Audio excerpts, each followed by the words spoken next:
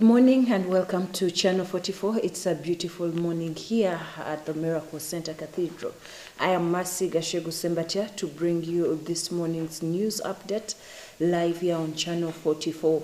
It will be both local and international news update, and I will later be joined by Livingstone Kawesi for sign language interpretation and translation. We'll start with our local news update. Finance releases 6.4 trillion shillings to government entities. Payment covers pension, gratuity, and PDM. Details are on page 5, and also salary increment for scientists, UPDF soldiers included in this time's release of finances. And moving on, Wachiso woman gives birth to 5 children.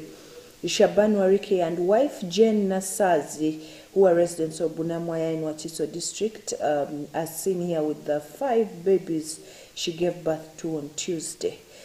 Wow, what a blessing. And also in an interview, KCCA ED Dorothy Kisaka reveals that Kampala roadworks cost are not inflated at all. They reveal that they are starting on the construction of the roads next month. And IGG probe NSSF continue paying benefits, is to continue paying benefits. And in today's series, they bring you journalist experience as a patient in Butabika.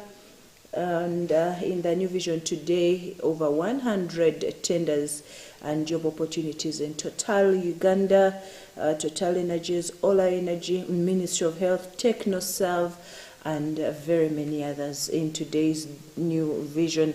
And also nuclear energy, Korean firm to build 33 trillion plant here in Kampala. Details are in today's New Vision on page 4. Moving on to the Daily Monitor, government releases 6.4 trillion for salaries and projects. They break it down for you. Ministries, departments, and agencies that have for long been cash-strapped can now implement programs. Wages for scientists and UPDF is they've broken it down for you at 1.8 trillion. Payment of pension is 129 billion shillings. Gratuity payments, 132 billion shillings. The parish development model, 264 billion shillings. And public universities, 144 billion shillings. The details are in today's Daily Monitor on page 4. World Health Organization declares Uganda Ebola-free country. The Ministry of Health officials, led by Dr. Jane Ruth Acheng, U.S. Ambassador to Uganda, and Natalie Brown, the World Health Organization representative in Uganda, Dr. Jonas Tegeng, and other officials joined some of the Ebola survivors in Mubende district yesterday. And according to the World Health Organization, Uganda is now Ebola-free. In other stories, family now lays claim to 370 billion Chisenyi land. Teso Hada says cattle over Balalo invasion, and normalcy returns at Elegu border. Rwanda makes U-turn on evicting Congolese refugees, and also on NSSF companies default remittance for 700,000 savers. And also in the segment of education, government cancels loans for over 1,000 students. There are very many stories in today's Daily Monitor, and also job opportunities. Get yourself a copy. You will not be disappointed. Right now, allow me to take you straight into our international and regional news update. I'll now be joined by Livingstone Kawesi for sign language interpretation and translation. We'll start with what's happening in neighboring DRC. The Democratic Republic of Congo has condemned Rwanda for saying it will no longer take in people fleeing conflict in the eastern part of the DRC. A spokesman for the Congolese government said the remarks by the Rwandan President Paul Kagame proved that human rights were no value to him. He accused Kigali of blackmailing the international community by using refugees for political purposes. Patrick Muyaya said even though President Kagame had attempted to walk back on his remarks on the subject, he had revealed his true intentions. More than 70,000 Congolese have crossed to Rwanda, fleeing a conflict between the government and the M23 rebels, which the international community says is supported by Rwanda, and Kigali denies the claim. Eastern Congo is scarred by dozens of conflicts, mostly over mineral resources. In Benin, provisional results from Sunday's parliamentary poll show the opposition has returned to parliament after a 4-year absence. The Electoral Commission said the opposition had won 28 seats, with allies of President Patrice Talon securing 81. Final results are expected later this week.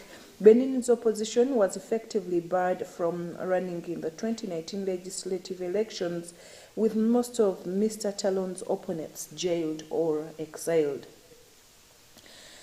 In Ethiopia, the China-funded and headquarters for the Africa Center for Disease Control and Prevention, Africa CDC, has been inaugurated in Ethiopia's capital, Addis Ababa. The newly appointed Chinese Foreign Minister Qin Gang, who is visiting Ethiopia as part of a week-long tour of the continent, was joined by Chairperson of the African Union Commission, Musa Faki Mahamat, and the opening of the $80 million headquarters, which was also built and equipped by China. The project, which Mr. Qin said was a statement to the growing relations between his country and Africa, is seen as the latest example of China's increasing investment on the continent. Beijing accelerated its involvement to tackle health crises after the Ebola outbreak in West Africa in 2014. 4 years later, it announced its plan to build the Africa CDC headquarters. The agency led the continent's response to the COVID-19 pandemic. In Asia, Sri Lanka's central bank has urged China and India to agree a write-down of the loans as soon as possible. The crisis hit Indian Ocean state defaulted on its debt repayments and negotiated a $2.9 billion bailout. The International Monetary Fund will not release the cash until China and India first agree to reduce Sri Lanka's billions of dollars of debt. The governor of Sri Lanka's central bank told the press it was in the interest of all parties to act quickly. And still in Asia, a suicide bomb attack outside Afghan Foreign Ministry in Kabul have caused heavy casualties. Police said at least 5 civilians had been killed, but another Taliban official put the toll as high as 20. The local offshoot of the Islamic State group known as ISIS-K claiming it carried out the attack. It comes after recent blasts targeting foreign interests, as several countries, including Turkey and China, have embassies in the area. The attack took place at about 16 local time when the bomber tried but failed to enter the ministry building itself, according to the Taliban. Moving on, normal air traffic operations are slowly resuming in the United States after flights were halted on Wednesday, according to the Federal Aviation Administration, FAA.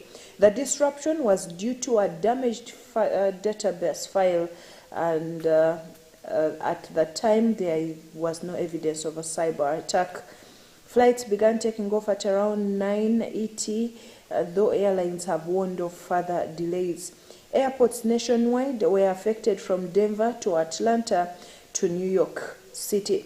As of last night, East Coast time, nearly 10,000 flights in and out of the United States had been delayed, and more than 1,300 were cancelled.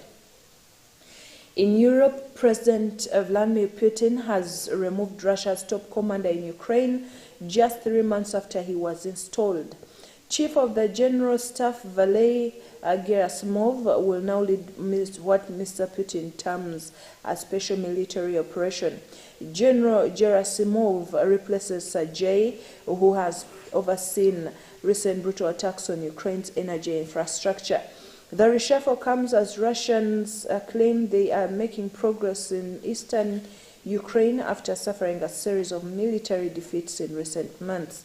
Russia launched its invasion into Ukraine on the 24th of February. And in the United States, President Joe Biden's aides have found a fresh batch of classified government records at a second location in a growing political embarrassment for the White House.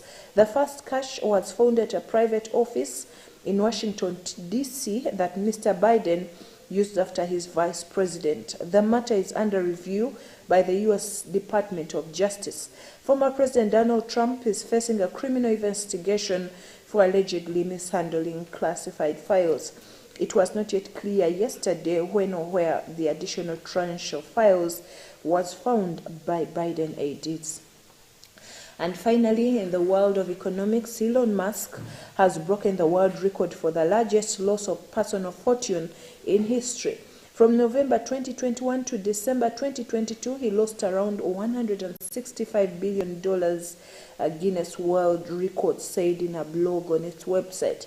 The figures are based on data from publisher Forbes, but Guinness said other sources suggest Mr. Musk's losses could have been higher. It follows a fall in value of shares in Mr. Musk's electric car firm Tesla after he bought Twitter last year. His $44 billion takeover of the social media company has sparked concerns among investors that Mr. Musk is no longer giving Tesla enough attention. Well, that brings us to the end of this morning's news update. Thank you for watching Channel 44. I remind you that we are still helping the people of Karamoja. The season for harvesting is up next, and we still call upon you to sow your seeds to the people of Karamoja and give them a time, an experience of their lifetime. The Pastors Now program is up next.